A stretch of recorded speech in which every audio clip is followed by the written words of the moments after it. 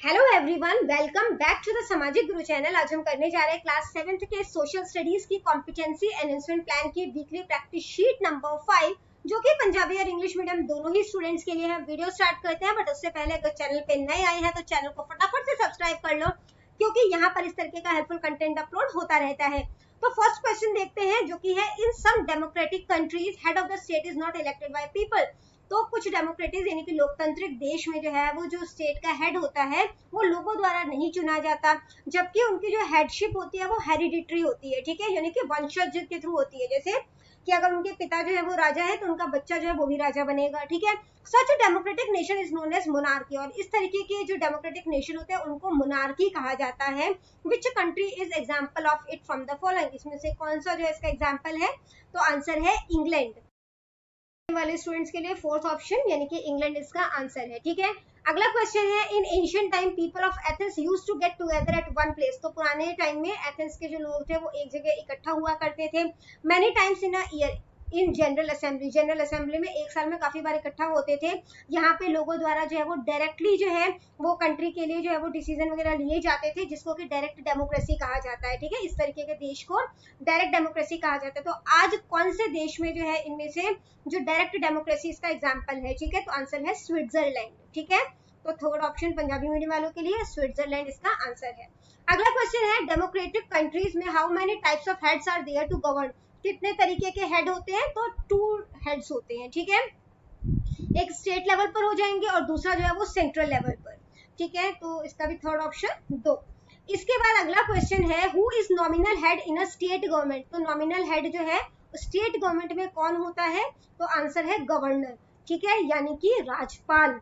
इसके बाद अगला क्वेश्चन है in modern time democracy is considered as to be the best form of government. आज के टाइम में डेमोक्रेसी जो है उसको सबसे अच्छे तरीके की सरकार माना जाता है। Some basic conditions are required for successful democracy. कुछ नेसेसिटीज होती है एक डेमोक्रेसी को सक्सेसफुल बनाने के लिए।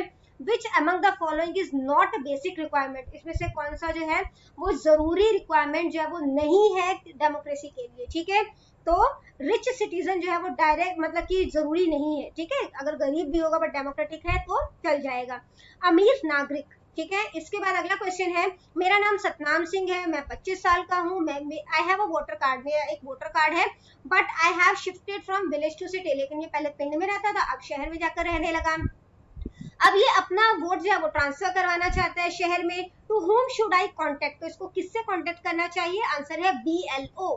ठीक है, फोर्थ ऑप्शन करेक्ट है BLO। इसके बाद नेक्स्ट क्वेश्चन है in which century did French revolution start. French revolution कब स्टार्ट हुआ था? 18th सेंचुरी में, 18वीं सदी में। ठीक है, इसके बाद अगला क्वेश्चन है in our country rich poor women and men are living without discrimination of birth और caste. Which type of society is it. तो हमारी सोसाइटी में जो अमीर गरीब आदमी औरत जो है बिना किसी भेदभाव के जो है वो रहते हैं।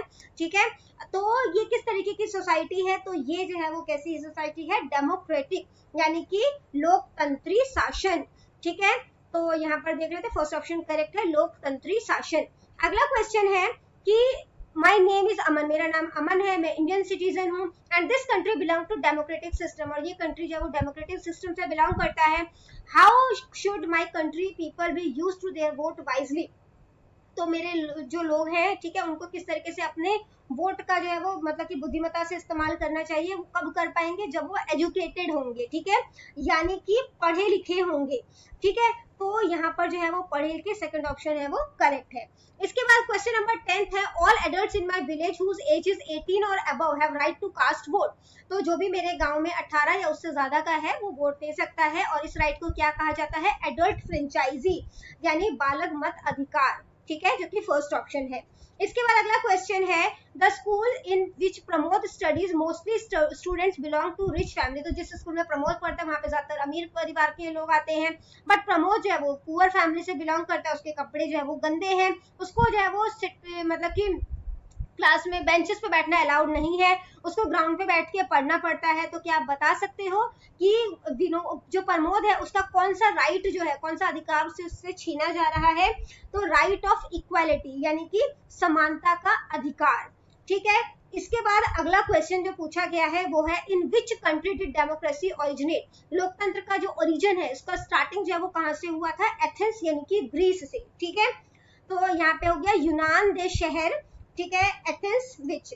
इसके बाद क्वेश्चन नंबर 13 है Sunita use to earn her livelihood by working as a sweeper in homes of people. तो जो सुनीता है वो साफ सफाई करती है घरों में, ठीक है, और उस तरीके से अपनी जो अर्निंग है वो करती है। और इस साल 1 जून 2024 को she went to the polling booth through cast a vote. तो वो वोट देने गई है, ठीक है।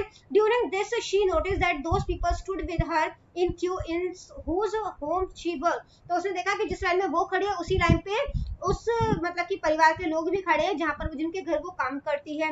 Which feature of democracy does this indicate represent this incident represent.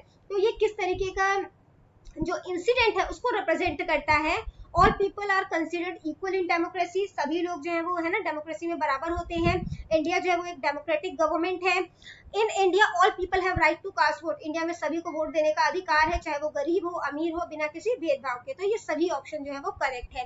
तो ऑल ऑफ द अबव, और पंजाबी मीडियम की अगर हम बात करें तो उपरोक्त सारियां जो है वो इसका आंसर हो जाएगा। क्वेश्चन नंबर 14 था विच स्टेटमेंट इज ट्रू। कौन सा स्टेटमेंट जो है वो ट्रू है वो आपने बताना है।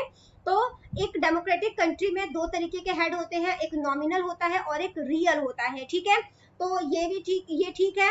और इसी तरीके से जो एक कंट्री है, ठीक है, उसमें प्रेसिडेंट जो है वो नॉमिनल हेड होता है और state government has governor as nominal head.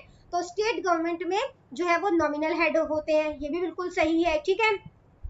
तो स्टेटमेंट 1 और 2 दोनों ही जो है वो सही है। इसके बाद पंजाबी मीडियम वालों में देख लेते हैं कथन एक अते दो सही हन, ठीक है।